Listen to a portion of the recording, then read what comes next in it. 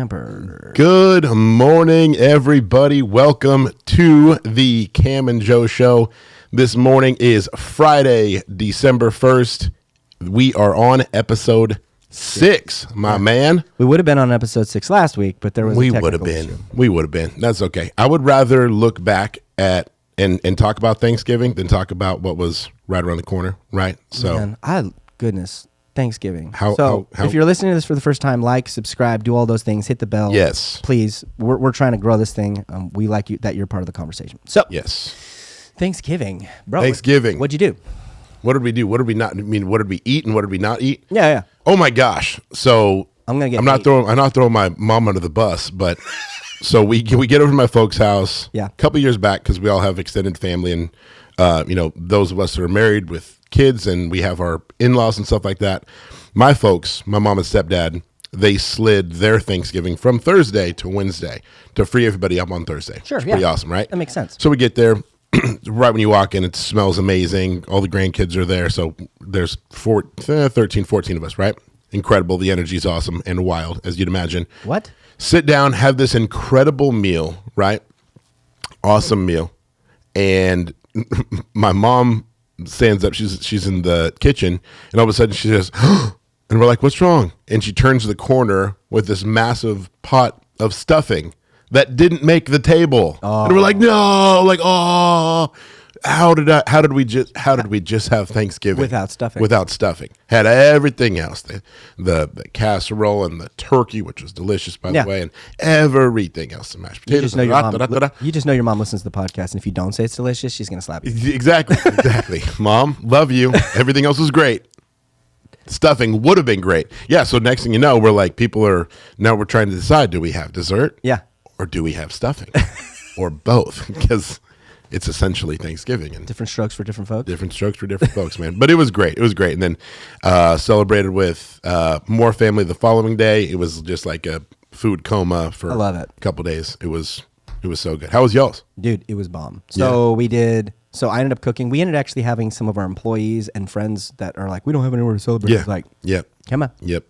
That's awesome. My mom went and visited my some family in Cleveland, and then my it's not Cleveland. I always forget where. Anyways, so she left to go visit family, and then my brother. We always kind of do our own thing. Yeah. So I made everything from scratch. I was like, I'm doing this thing. It's awesome. And the only thing I didn't make is stuffing because I don't like stuffing. What? Oh, man. That's why you're like, You should have ate with us. It would have been perfect. You're like, I'm not missing a thing. Man, good for you. This meal was perfect. I've never been a fan. So I go to the store. Even like the box stovetop stuff, man, that's the best. I can't. Bro. It's because it's too, I don't know. It's going to be our last podcast. I've had It's been real. It's been great. You know how many times this has been our last podcast? Yeah, we've said This is our 5th last. one of our very top lines is this is our last podcast. It's a constant threat. You never know. You never know when this show will end. Oh, that's so you better funny. subscribe. So I go to the store and I'm like, sweet. My plan is I'm going to make green bean casserole. I'm going to make everything, mashed potatoes, good Yeah. stuff. I was like, cool, made a pie. We're rocking. We're good. Absolutely. I'm like, this is all I'm making, knowing it's not going to be a crap ton of people. And so I asked people, what's your favorite, just so I can make sure I have it. Yeah. So, common. Mashed potatoes. Perfect. Sure. No one says turkey, by the way. And I found out that turkey is the second most disliked food at Because it's Thanksgiving. mostly dry, Yeah. right? You Yeah, know, I get it. there's a way to do it if you smoke it. Oh, no, Deep fry good it. turkey and bad Yeah. turkey. Yeah. I get Yeah. it. It can be a 2. Flip it over so that there's Oh. there's a way to do it right.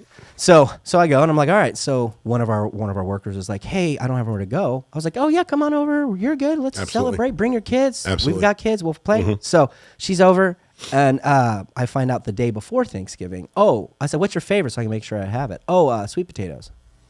You're like, So I had to go to the store the day before Thanksgiving. oh, that's a bad day to go to the store. No, not good. So I'm walking through, and there's no sweet potatoes. Of course not. Anywhere. Yep. I'm like, crap. So there's no cans of sweet potato anywhere. And your wife called you. Said you at the grocery store, and you said, "I am." Sorry. Okay, go ahead. So much starch in that joke. So Yeah, it was bad. So I was like, all right. So I'm looking and I didn't see anything. So I was like, oh, sweet. Next to it, I saw yams and it was full. I was like, you know what? Screw it. I'm just gonna get some. Yeah, I'll figure it out. they'll never know. So I get a bunch of yams, fill up a bag, and I go to check out. And the person's like, you know, those aren't sweet potatoes. yeah. You're like, you're not going to tell them though, right? And they're like, so it's different than potato or than sweet potatoes. I said, a little bit, yeah. It'll be all right. They're like, are you sure? They're making me second guess myself. You're like, yeah, as you're Googling it. So I go home and I start pulling up recipes and I'm like, and it's like how to make yams. And I was like, how to make yams, very much like sweet potatoes. You're like, that's the link for me. So needless to say, I went home and ended up I was like, you know what? I'm just going to make these like mashed potatoes. How'd they turn out? Perfect. Really? Everyone said it was their favorite part of the whole thing, and it was all off cuff. So did you like throw them in a crock pot and mash them, or what was the? So I steamed them. Yeah. Steamed them up. Then I mashed them up, milk, butter. Yeah. And then I added some nutmeg, allspice, cinnamon, and then I added brown sugar just to sweeten it up. See, that sounds better to me than pie, because I'm always going to lean more to the savory side, On me the sweet too. side. Me too. Sweet potatoes like that. Oh yeah, as soon as you throw on some nutmeg and allspice and cracked pepper. Oh, so it was bomb. It came out really good. I'm gonna drown. How did he die? He drowned on his podcast. Well, they were talking about food. I liked it because it wasn't as sweet. I like even the marshmallows. Like I'd scrape. Anytime I ever have it to be polite. Yeah. I old school. I don't know if you were this way, but my parents were like, if you go out somewhere, we're going to make you eat your whole plate clean to be polite. No, I got it. And so I was like, all right. So anytime I go anywhere. So I still do that at my own home. Yeah, no. If I serve myself up something, I eat the whole plate. Yeah. Because I want my kids to be like, oh, no, he ate the whole plate. Yeah, yeah. So I was like, glass and all. Potatoes. Glass and all. You guys just have incredible digestive systems. Always glass. Always. You ate the plate. He ate the whole thing. Daddy, do I have to eat the plate? You're going to be polite. So as soon as you said marshmallows, my brain did a little mental vacay, took me back to 2007. Yeah. I just graduated high school. Like 5 days later, I was on a 14-hour flight from San Francisco to Sydney, Australia, right? Where I was lived out there for 7 months volunteering. The very first time we went camping out there, drove about a day and a half in the middle of the outback. After dinner, they busted out these pie tins and graham crackers. I'm like, okay, are we doing s'mores? And they're like, we're doing s'mores nachos. I'm like, what? That sounds amazing. So pie tin, spray it down with Pam, grab your graham crackers, crumble them all up. Yeah. Mini marshmallows and mini chocolate chips. What? Yeah, right? That's what I said. What? And then, so you do it like a little later into the evening once the fire's kind of broken down to coals. Yeah. Tin, set it right into the fire. Well, first you make it all up. So spray it down, graham crackers, mini marshmallows all over, chocolate chips all over, and then you set it right down in there in the coals. Yep. Cover it kind of loosely in foil. Oh, bro. That sounds incredible. Take it off. Definitely take it off with, spot holders. Yeah. Set it down for a minute. As soon as you take the foil back, all the steam, s'mores nachos. Grab yourself graham cracker. Are we both hungry? All we're talking about this whole podcast, which should be called Foodie Alert. We're going to be talking about other things too. Yeah, exactly. And volunteering and Salvation Army and food bank and everything else. But bro, before we get there, s'mores nachos. If you're hearing this, try it. All right. That sounds incredible. I've done it at the house with the kid. I did it on the Traeger. I've also done it in the fire pit. Bro. Pie tin. Yeah. Little cheap little pie tin that you can throw away afterwards. Spray it down with Pam. Graham crackers. Mini marshmallows. I'm salivating so bad right now. Yeah, it's bad. I can see the drool. You're not able to protect you. I'm in the splash zone. Bro, the splash may get wet, will get soaked. Talking with Cam about food is like a whale show at SeaWorld. What's the trick? Staying dry. That's the trick. Man. I look over Joe's in like the full like Splash Mountain Park. What's the weather like there? Well, oh man, so good. I love you, bro. I love you too, man. So yeah, try those out. That sounds incredible. S'mores nachos. Where were we? We were talking Thanksgiving, but yeah, incredible Thanksgiving. A group of volunteers and I. This was so cool. The Thursday immediately prior to Thanksgiving, we met at the food bank. Love it. The volunteers together put together just over 1,000 boxes at the food bank for local families in need. That was incredible to be a part of. And then the following Monday, which was the week of Thanksgiving, we had cars. Oh my gosh. Did you end up seeing that photo? Yeah. The aerial photo from Brian Davis? Yes. Over the old Kmart building? Yeah. Cars lined up, side by side, lined up all the way around the building. Ended up giving out, I think, just at or just over 500 meals for families right there the week of Thanksgiving. Wow. That was incredible. And all of that, I mean, dude, of the food bank, I think there are 5 or 6, maybe 4 or 5 paid employees that are there to help coordinate. Other than that, man, they run so, I mean, they are reliant on volunteers. So let's just do some numbers really quick. So you said over 500 boxes were given out, right? Yep. Let's say the average family is 4. Okay, so that's 2,000 people. Yeah. That's 2,000 people that were fed. And that's not including, if you look at our whole, right, or if we look at our whole populace of the area, we average between Marysville, Yuba City, 100,000 people. Yeah. So you're looking at 2%, man. Yeah, 2% of the whole population have that's Thanksgiving. Wild. I love numbers because it does. Yeah, that's wild. Right. So 2%. Actually, no, it's less than 2%. But still, it is 2%. The fact that you're able to do that, 2,000, 100,000. The fact that you're able to do that and bless that amount of people, and that wasn't feels great to be a part of. It's not the only place that does that. You know, if you're listening to this, I challenge you to go and find a place you can volunteer, but also look at how many people are feeding and do that same number. It's so easy to do, and then you can really see the impact, because sometimes you get so, at least for me, I'll look at something and be like, I'm helping out, and then I'm like, I'm really not making a difference. You'll hear this little lie, right? You're not doing anything. Yeah, there's so much need. What can you actually do? Yep. Well, and even show up and do it. Even the entrepreneur mind, it's like, oh, you're not actually achieving what you think you're going for. But then when you start looking at numbers, you go, oh, what? That's amazing. Why are you guys doing a podcast? There's already so many great podcasts. It's like, yeah, you know what? If everybody thought like that, you know. Actually, last week, I had multiple people go, hey, can I be part of the podcast? I love this. Your podcast is awesome. I was just chatting this morning with one of the gals that helps me out with a lot of social media marketing. Yeah. And it was, I'm running here late. What's new? Yeah. And it's like 9:05. And she's like, you sound like you're in a hurry. I'm like, yeah, I'm getting on my podcast. And I was like, by the way, we're on episode 6. We're yet to have a female in yet. Yes. We need to bring somebody in. She's like, oh my God, I would be honored. So yeah, done. We'll schedule that crap out. We'll get it. So numbers, though, to me is an important way of looking at things, and because you can't hide. It's numbers, man. You can't fool numbers. No, that's why I love lending. It's numbers, right? Can't fool numbers. And so often you'll look at a process, or you look at something, or you're like, are we really making an impact? And you just run the numbers. Like think about that's wild. Like a small church. Let's just take a small church or small nonprofit, right? Say you have 40 volunteers. Yeah. Okay. That maybe there's 500 people that affiliate with that. Let's say 50 for number's sake. So you have 10% volunteer, which is normal ratio. Yeah. And that 10%, 50 people are able to impact 2,000 people. You've done it, right? Yeah. That's huge. 10% is you have 10x'd your impact. Exactly. And so I think that we need to be more aware of that stuff. Yeah. And really and how look good at it feels. Dude, it feels so amazing every single time. I'm literally, I'm sorting through. We're doing, there's a huge, another ministry, Hope for the Heart, Mom runs. They're donating shirts and jackets and stuff. Shout out to Mrs. Steele. She's incredible. Love you.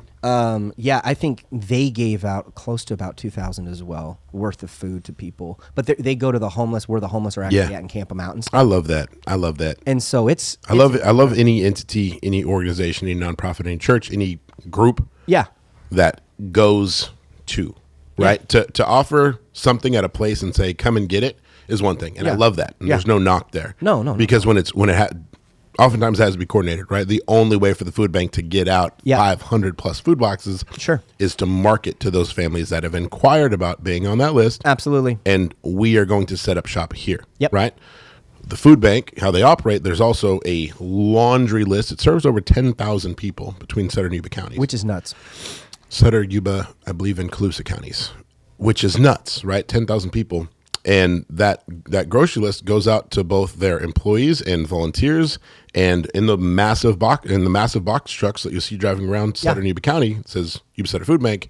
They load that thing up weekly, and they'll drive them out to all those either assisted living, to elderly, or seniors, or this, that, and the other. So it's incredible. It's incredible. 10%. They're literally serving 10% of the community in giving. That's wild. When I also know, a lot of places that they'll get food from the food bank so they can cook food to do for other ministries. So it's not just we're giving it to people. It's like, no, we're helping other places afford to be giving as well. Absolutely. Which is an incredible process. We'll have my friend Maria Ball. She's now the the top dog of the Yuba Sutter Food Bank. We'll have her on. We'll have her speak to it more. But purely from a volunteer standpoint, Yeah.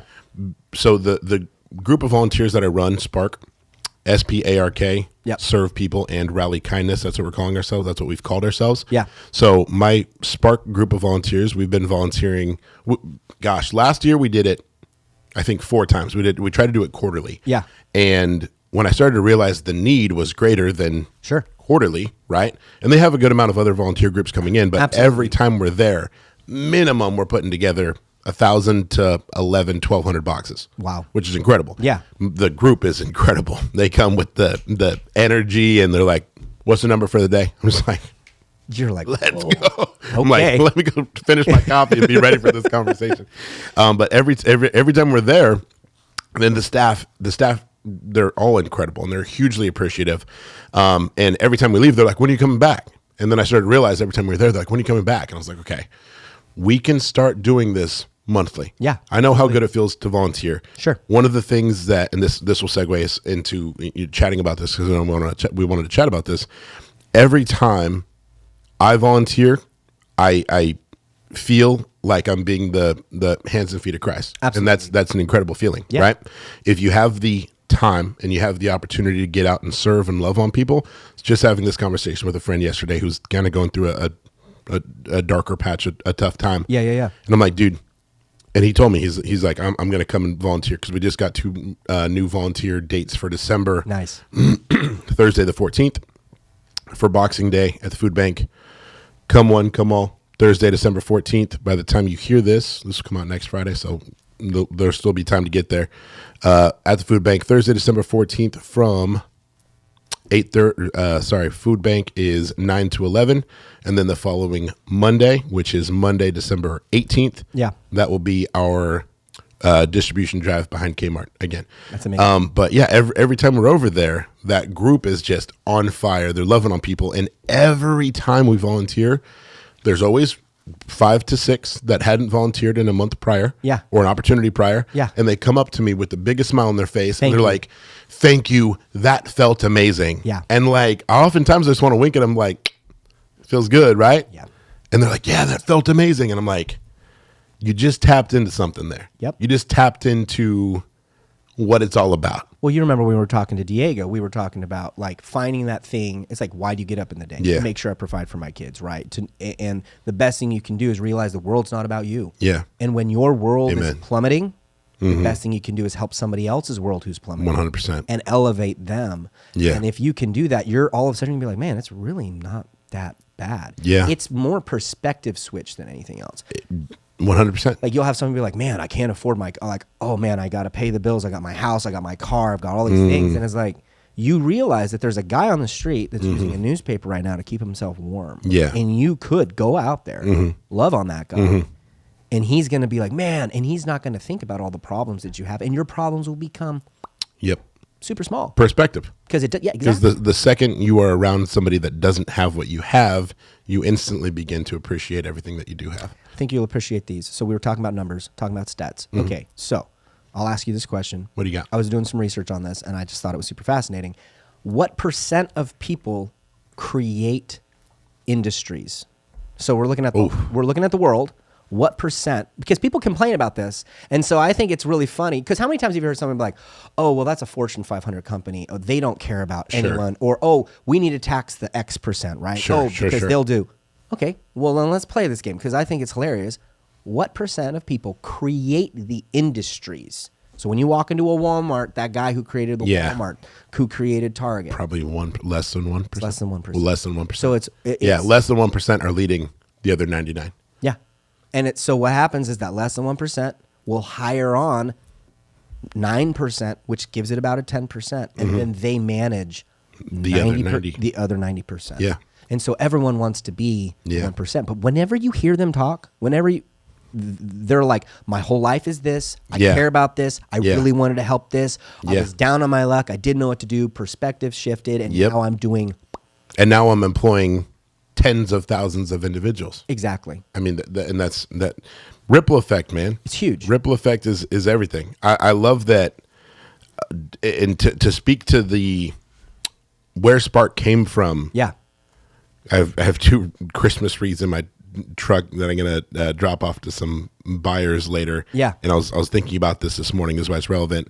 So spark or the what was originally sparked in me to begin like really loving on people. Yes, I spent the 7 months in Australia back in 2007 volunteering, and that absolutely scratched that itch. Right, Yeah. it's probably where it really started. Absolutely. But bringing it back to the fold, the same year I got into lending was the same year that the campfire happened in Paradise, Paradise, California, which is. Let me just paint a picture for people who hadn't been out there. Yeah, You saw pictures.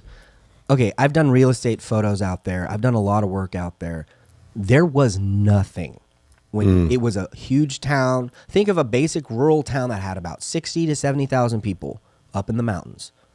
The downtown was burnt down to the I don't know if the population was that high, but it's relevant. Yeah, I want to say It was a little bit smaller, but I mean, still decent sized downtown. Yeah, You absolutely. Go through it. The downtown was down to the foundation. There were maybe a couple bricks left up. Yeah. The fire ate through all of that. Still to this day, mind you, it's only been 5-6 years now. Yeah. And it will be for a while. The most deadly wildfire in California history. Yep. And still to this day, I think it had the greatest loss as far as value of property and home goes. Yeah. And that's in the state of California. And that even if you look, burns every summer. Yeah, even if you look at the homes, though, if you look at that, like with some fires, it's like, okay, they burnt it and they have to tear down basic things and patch it or whatnot. No, Dude, it's scorcher. to the foundation. Yes, there were no buildings left up.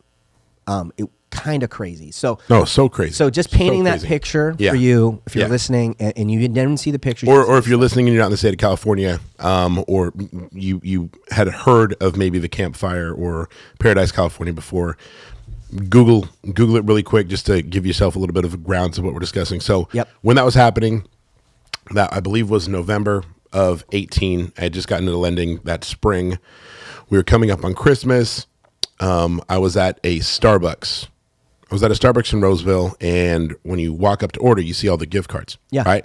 And it was Christmas time, so it was all decorated. There's wreaths and stuff on the door, and I was looking at all the gift cards, and they're all Starbucks cards, but they're all like different. Yeah. 10, 5, 10, 20. Yeah.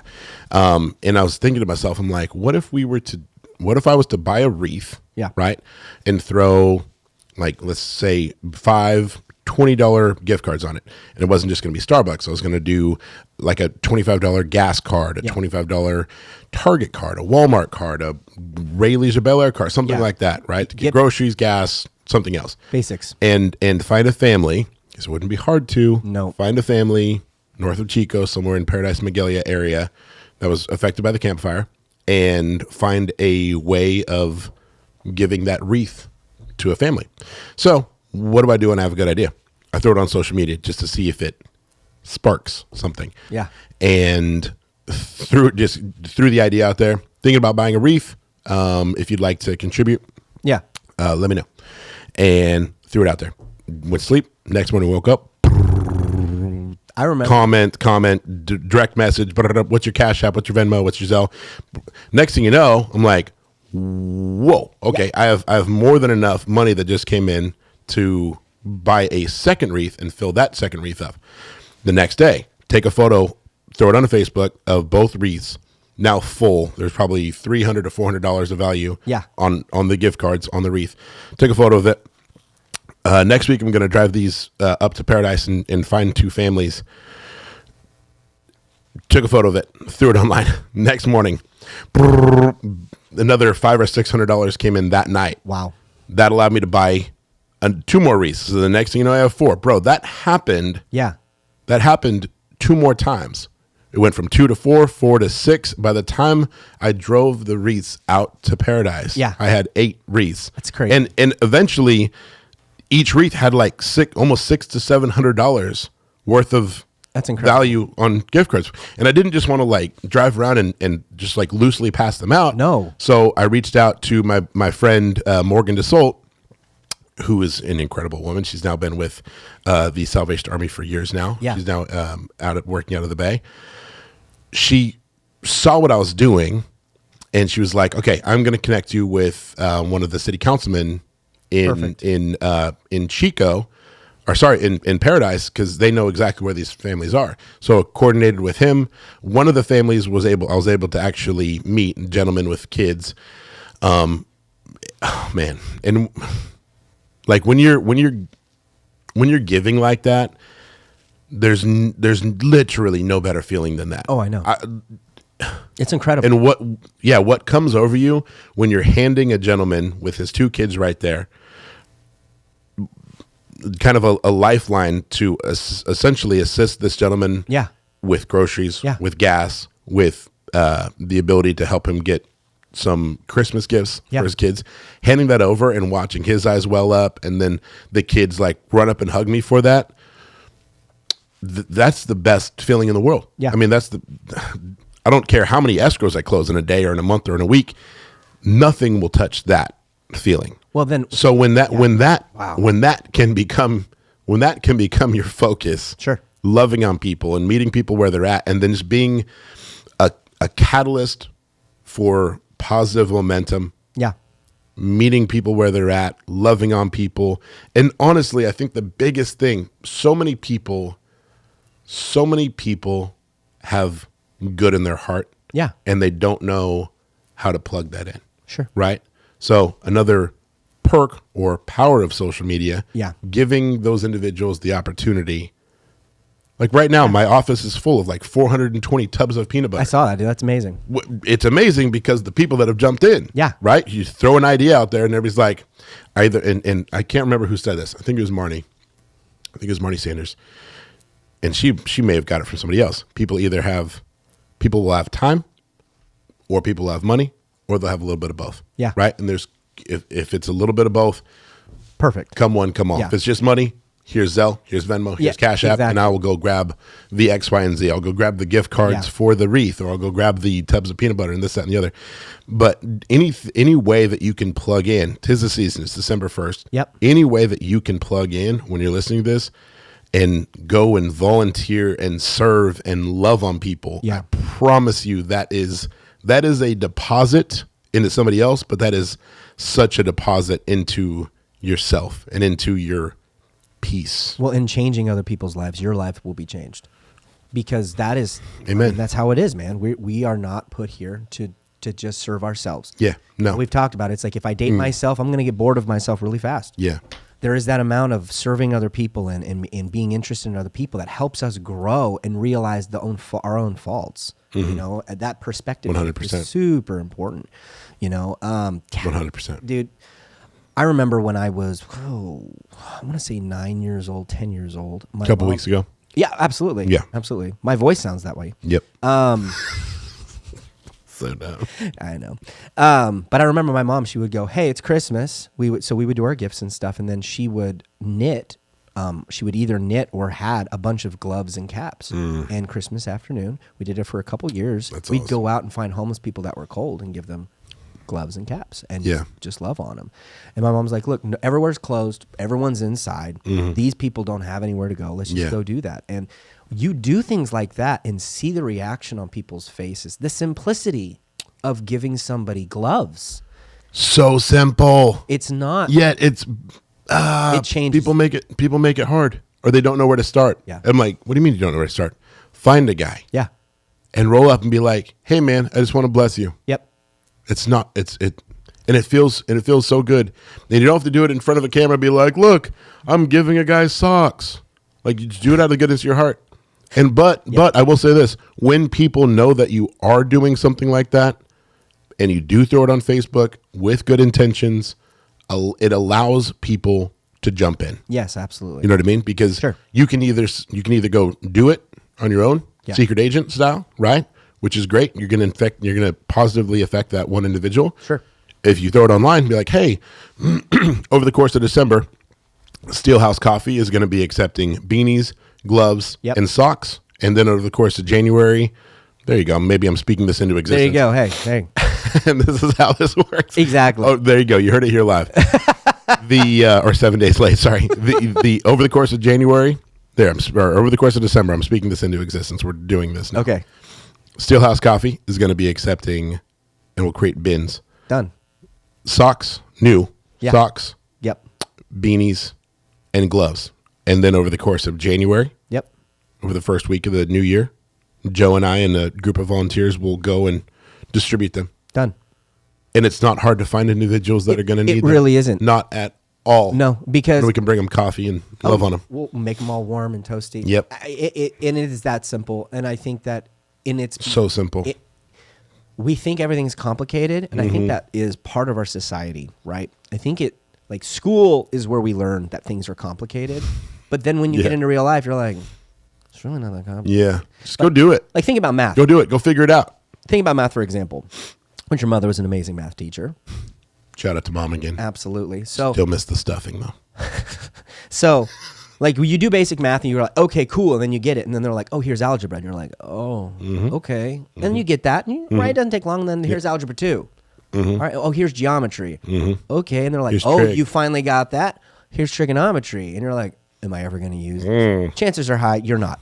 But Are you here going to you go. teach it? Anyway. Nope. Here's trig. You're like, Yeah. okay. And then they're like, oh, you got that? Here's pre-calculus. Here's calculus. And you're like, Yeah. I don't use that crap, right? I pretty much use, I mean, even in accounting, it's Yeah. very simple numbers. Yep. You could get a 6th grader and go, here's the information right in front of you. Yep. You could do this stuff.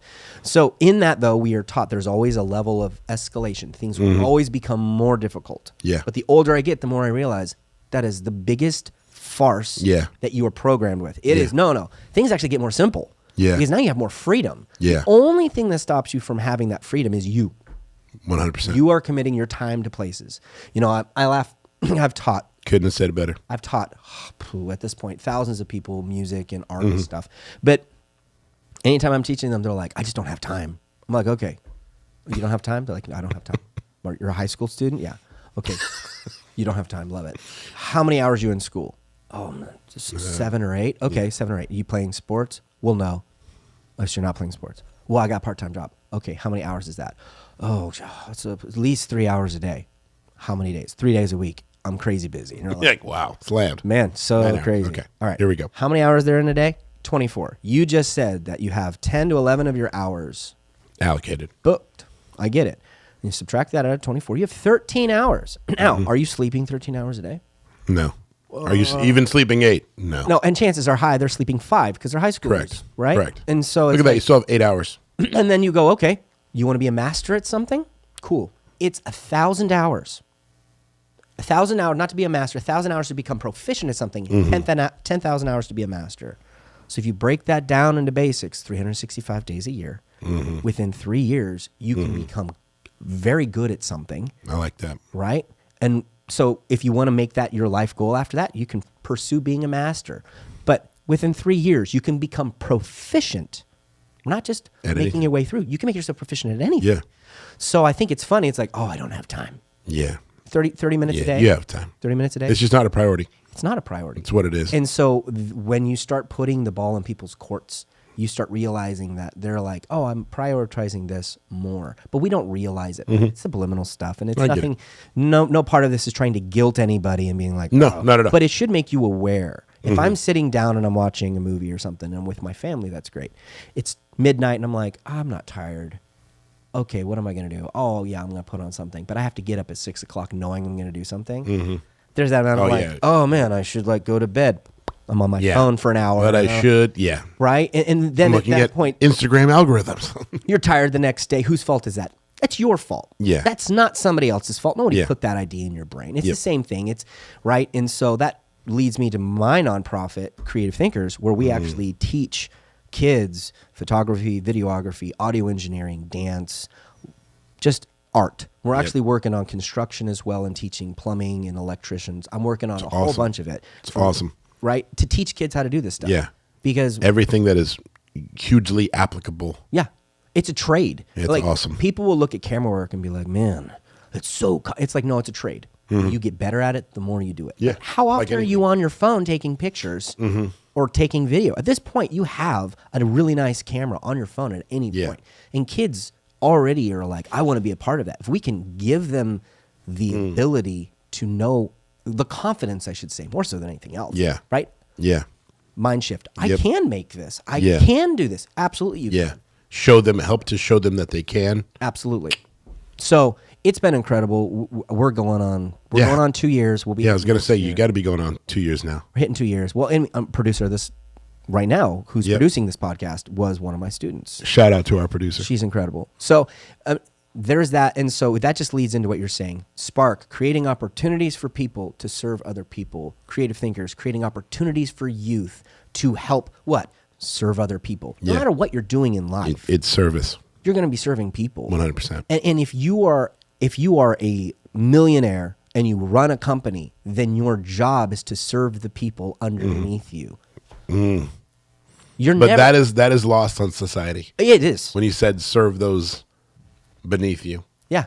Who washed the 12 disciples' feet? Exactly. It wasn't a servant. It was Jesus. So right? Serve those beneath you. You're never going to not serve. Mm-hmm. You will always be serving. And as soon as you can get on board with that and realize your life is really not your own, and it is about the service of others, the more simple life becomes. And the more enlightened you feel because things fall into place. Yeah. They literally fall into place. And there's that balance as well, right? We're not saying, you need to serve every hour of every day and neglect your health or neglect whatever. That is not the case. And some people will show that.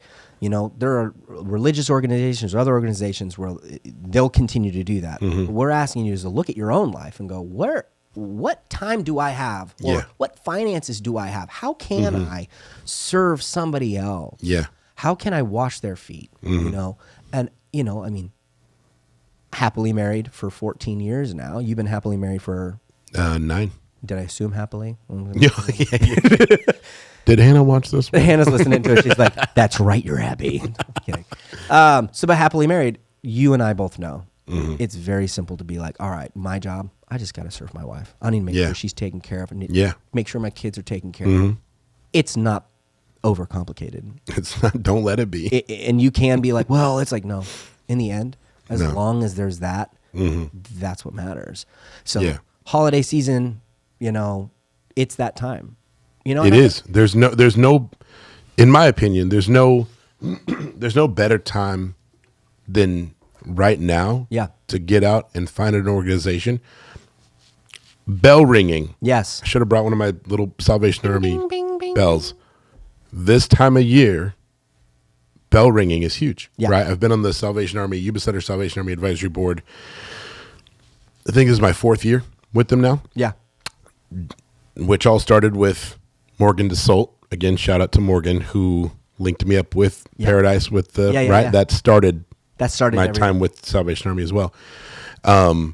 I only ever knew of Salvation Army when I before 4 years ago. Yeah. When I think Salvation Army, I think bell ringing. Yeah. Right. It's almost like they only exist in my mind. They only existed in December. Right. But then you realize you're like, gosh, what do they do the rest of the year? I mean, they're only ringing bells. They must close it down. All they do is ring bells, right? Salvation Army. Those are the people that ring bells and take your money. Like, huh?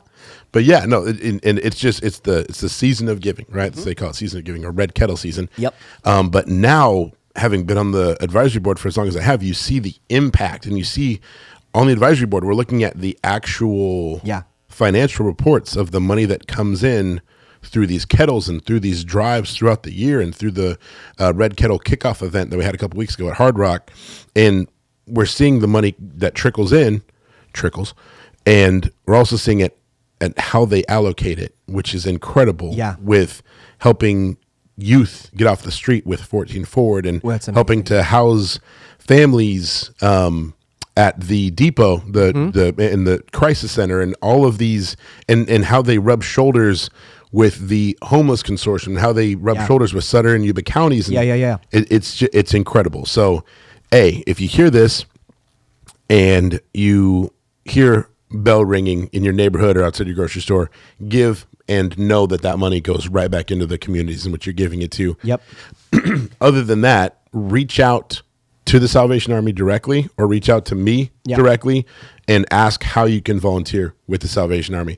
Remember this, when we don't have a volunteer to ring a bell, they got to pay out we of pocket. staff it. Yep. So if you're staffing it, what is California minimum wage now? I think 15 or 15.50? 15.50. So if you are going and you're opting to volunteer for 2 hours, that 2 hours is worth $31. Yep. So that 2 hours right there that you are there is $31 that's into that pot. You zeroed out the loss of that $15.50 per hour, which is incredible, right? Yeah. People don't really think like that. No. They're like, oh yeah, and some people say like, oh yeah, I didn't really, I had like maybe 2 or 3 people go by the bucket. You're like, you were there for 2 hours. There was an additional $31. Yeah.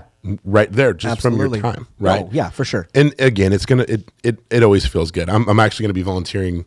I'm going to be bell ringing today outside of grocery outlet, I believe from 2 to 3. Nice. Bell ring with my buddy Josh. Any opportunity? Have you and your kids done bell ringing yet? Not yet. You're about to. Okay. I haven't been volunteered. You know how this works with me. Yeah, I know. I get Just it. give me an opportunity. Okay. I'm going to plug you in. Absolutely. But it feels so good. Jer was out there this morning with his girls volunteering, I think, outside of That's so good. Walmart. Yeah, any opportunity, bro, 'tis the season. Anytime you can get out there, love on people, meet them where they're at. The distribution drives. Gosh, the distribution drive. Receiving something for the Salvation Army, bell ringing is awesome. Yeah. Putting boxes together at the food bank is awesome. Yeah. What we're going to be doing Yes. at Steele House Yeah. in December is going to be awesome. Collecting is awesome. The bread and butter, though, for me, is going and giving. Yeah. Collecting all the money and putting together the wreaths for the campfire, great. Going and handing the individual and his kids who just lost their home, humbling and shakes you to your core, and it's going to change your perspective immensely. You're going to walk away literally a better person because what you experience. So plug in. There's my call to action. Plug in. Any opportunity you can. And if you don't know of an opportunity, reach out to one of us. Absolutely. We will find a channel for you to be able to get out there and volunteer. And to answer, so I'll be on the opposite end of this, right? I'll be the skeptical one, right? Sure. And look, we're not being, by the way, good we're not cop, being bad cop. We're not being paid by Salvation Army or Food Bank. They're not asking us to say any of these things, by the way. Nope. No organization is asking us to say anything. I just want to make that clear. And the skepticism, right? Well, I mean, they get given money by the government to do such, or they get given X for such, and they get given grants, X for such, right? Oh yeah, but all that goes right back into other people, right? All it does is these organizations have been around for a long time because they're open to their books to show you, this is the money goes straight to these people because they have nothing to hide. Correct. And I understand through history, there's been plenty of people that says they're charitable and not actually being charitable. 100%. So I totally understand the skepticism. That's a natural skepticism. But when you are there and you see you're it? actively doing it and you're actively seeing it, right? Santa, seeing is believing, believing is seeing. If you've got skepticism, then go out there. Yeah. That means that you need to go out there. You're due. Because that's gonna fix that big skepticism in your heart. Like, well, are people really that bad? Or I have more problems than that'll all go away. If you have more problems, go serve. Seriously. It's gonna fix them. It's going to fix them, and it's going to change your perspective, and you're going to walk away with a whole new mindset. It's going to create that humility that is going to make you feel more human. It's going to make you realize that... It's the human, man. It's the connection side. Yeah. That's where it's at. Yeah, I think that it's super, super important for us to continue doing that. So I just wanted to address the skeptical side because I know plenty of people like, well, why would I give? And it's like... Same. You give because the kindness of your heart, you would want that in the same position. Right? Serve others as you would want to be served. Yep. Matthew said. And Lord willing, you are never in a position where you need it. No. But you never know. Yeah. Because it's 2023 and the world's in a weird spot. You know, I never thought I would be bringing the Joker up for Christmas, but make it appropriate. I'm going to do it, right? So I'm a nerd. But he says one of my favorite phrases, right? You're only one bad day from being me. You're only one bad day, right? And that thought lives rent-free in my brain. Of you're one bad day from becoming the ultimate opposite of who you are. Yeah. The stability that you think you have is gone one day. If anything we saw, I mean, COVID was a perfect example of that, but there's plenty of disasters that we've seen. All it takes, you know, I've talked to guys, one really bad day, incredible guys that that built tons of industries, and all of a sudden here comes in a tornado, it's all gone. All their photos, their house, everything that they had gone in an instant. You are always on the graces of other people without realizing it. And if we can't establish and build good systems to help people, when that one bad day comes, because it's going to come, Yeah. All right, let's be honest. It's going to Yeah. happen. Yeah. And when it happens, and it's not just an emotional turmoil thing, it's an actual turmoil. And now you have no place to go, or you don't have food for your kids, or Christmas has come and guess what? It's cold because the heat is off. Yeah. You would have wished that you're going to hope that those organizations are working for your benefit. And it's going to create that big shift. And that thought literally lives rent free in my brain. I'm always thinking of one bad day. And I think that creates an empathy. Yeah. Right? Yeah. Knowing that. It cranks the human side up to 12, bro. Yeah.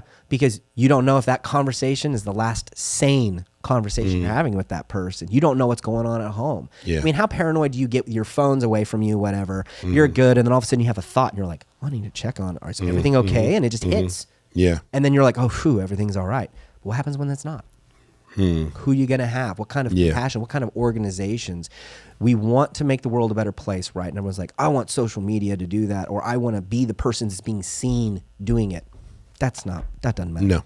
It's about helping other people, so when that bad day comes to you, you've built the community enough that it comes back for you. And if that bad day never comes, that's incredible. Praise God. Then that is literally the grace of God. Yeah. And now you get to benefit in a big way, and you can still bless other people.